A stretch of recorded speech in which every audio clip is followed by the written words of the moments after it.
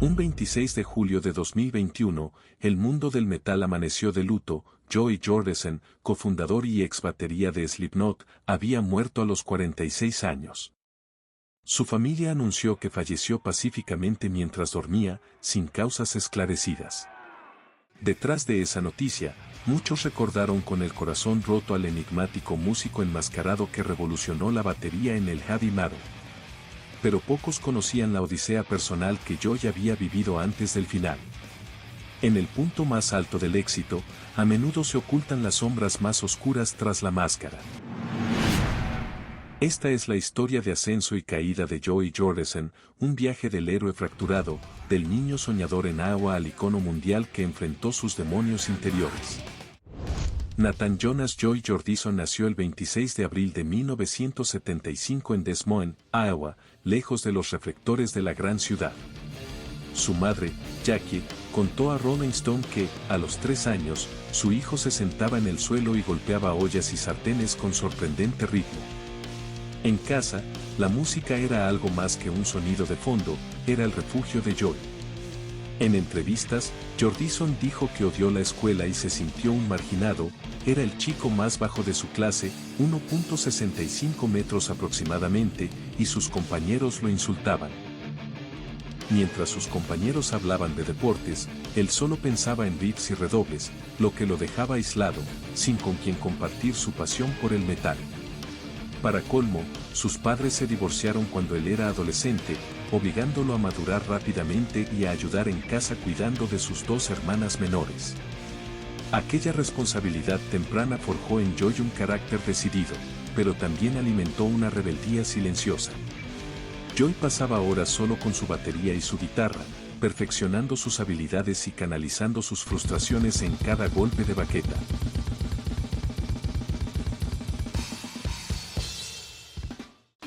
La comunidad conservadora de su pueblo no veía con buenos ojos a unos chicos con máscaras haciendo ruido en un garaje. Más de uno le decía que dejara la música y buscara un trabajo de verdad.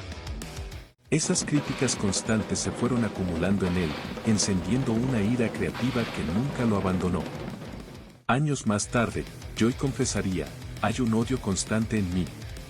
Nos degradaron tanto tiempo y nos señalaron con el dedo, que solo quería devolvérselo en la cara. Pese a todo, la música lo mantenía a flote.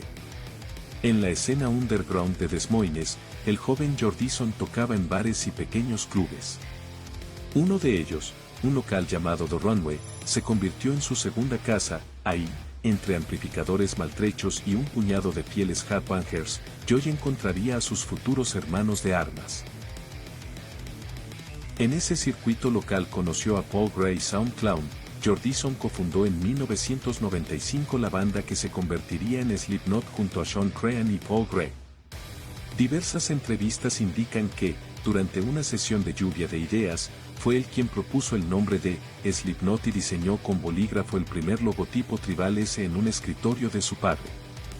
En la soledad del ruidoso garaje, Joey transformó su dolor en ritmo. Cada golpe a la batería era un latido de rebeldía contra un mundo que no lo entendía. El llamado a la aventura de Joey llegó con la música misma. Al unirse a Slipknot, dejó atrás la monotonía de Iowa para abrazar una visión audaz, 9 jóvenes enmascarados dispuestos a conquistar el mundo con su furia sonora. Joey, asignado con el número 1 en la banda, destacaba no solo por su virtuosismo en la batería sino también por su ingenio creativo tras bambalinas. Ese dibujo improvisado terminó tatuado en la piel de miles de fanáticos, sellando la impronta de Joey en la identidad de la banda. Con el lanzamiento del álbum Slipknot en 1999, la explosión no se hizo esperar.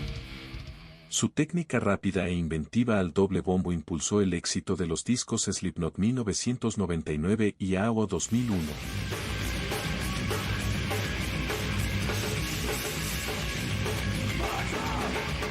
El Des Moines Register destaca que el grupo pasó de tocar en pequeños clubes de Iowa a girar internacionalmente y puso a su ciudad natal en el mapa.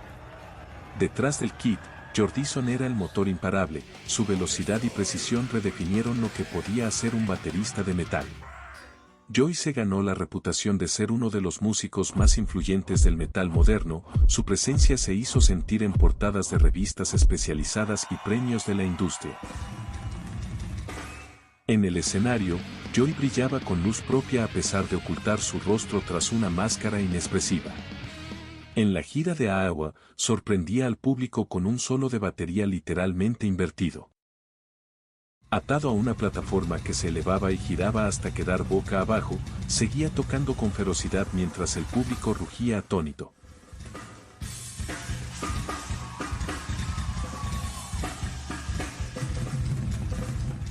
Era un espectáculo al nivel de los stunts de Tommy Lee en Mötley Crüe, pero llevado al extremo del metal. Su combinación de técnica impecable y teatralidad consolidó a Slipknot como un acto imprescindible. Fuera de su banda, Jordison también dejó huella colaborando con otros grandes.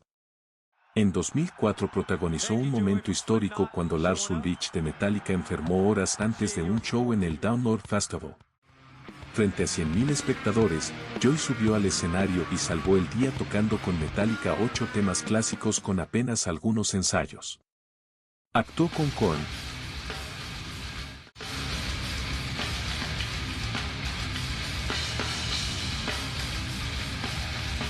con Rob Zombie y compartió escenario con figuras de peso, ganándose el respeto de la industria a pulso.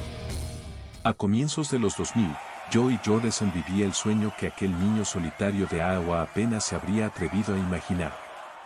El éxito global, los discos multiplatino, la aclamación de los fans y de sus pares, el mundo parecía rendirse a sus pies. Qué irónico que, precisamente cuando tenía la gloria en sus manos, las primeras grietas empezarían a formarse bajo la superficie de su vida.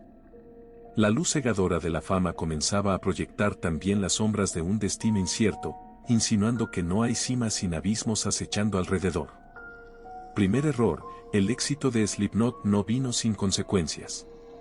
Tras la gira imparable y 2 álbumes demoledores, el año 2001 marcó el inicio de una fractura interna. La grabación del disco Iowa fue una pesadilla, los 9 miembros se sumergieron en una vorágine de tensiones, adicciones y autodestrucción. Era como estar en prisión, diría luego Joy sobre aquel proceso oscuro, donde todos estaban intoxicados la mayor parte del tiempo. La camaradería que los había unido empezaba a resquebrajarse bajo el peso de la fama y los excesos. En 2002, tras la gira de Iowa, las cosas empeoraron. Problemas con el manager dejaron a Slipknot al borde de la bancarrota a pesar de su éxito. Con deudas acumulándose y las relaciones personales deterioradas, la banda hizo una pausa indefinida. En medio de aquel caos, Joy buscó escape en la música, formó un proyecto alterno llamado Murder Dolls, donde cambió la batería por la guitarra y exploró su amor por el horror punk. Esa desviación creativa le devolvió algo de alegría y produjo un álbum de culto, pero también evidenciaba que Joy necesitaba llenar vacíos que Slipknot, en crisis, no podía en ese momento. Para cuando Slipknot se reunió de nuevo y lanzó The Subliminal Verses, en 2004, la herida había cicatrizado solo en la superficie. Jordison siguió cumpliendo con su papel de motor musical, pero los demonios personales acechaban. En silencio, Joy empezó a pelear otra batalla, el coqueteo con las drogas. Aunque siempre fue reservado sobre su vida personal, admitió que llegó a tener un serio problema de adicción en esos años. Su hermana Annie, desesperada por ayudarlo durante aquellas rachas autodestructivas, le envió una foto de su pequeño sobrino jugando a la batería con una de las máscaras de Joy puesta. «Te amo, tío Joy», dijo el niño al teléfono. Ese gesto inocente sacudió a Joy hasta lo más profundo, comprendiendo el daño que se estaba haciendo, buscó ayuda y logró salir del pozo antes de perderlo todo. Sin embargo, la mayor pérdida aún estaba por llegar. El 24 de mayo de 2010, el bajista Paul Gray fue hallado muerto en un hotel de Iowa. La autopsia concluyó que falleció por una sobredosis accidental de morfina y fentanilo. La pérdida de su amigo fundador fue devastadora para Jordison. Habían fundado Slipknot juntos, ahora, Jordison miraba el traje de su hermano caído y se preguntaba si aquel podía ser el principio del fin. Aún así, con el corazón hecho pedazos, Joy juró mantener viva la llama de Slipknot en honor a su amigo. La armadura del héroe empezaba a agrietarse, los fantasmas de los excesos y la pérdida rondaban a Joy, anticipando la tormenta que estaba por desatarse. Si este fragmento de la historia de Joy Jordison te conmovió, espera a ver lo que viene. En la segunda parte, exploraremos el punto más oscuro y más humano de su viaje. Suscríbete y activa la campana para no perderte el final de esta historia. Esto es El otro lado del éxito.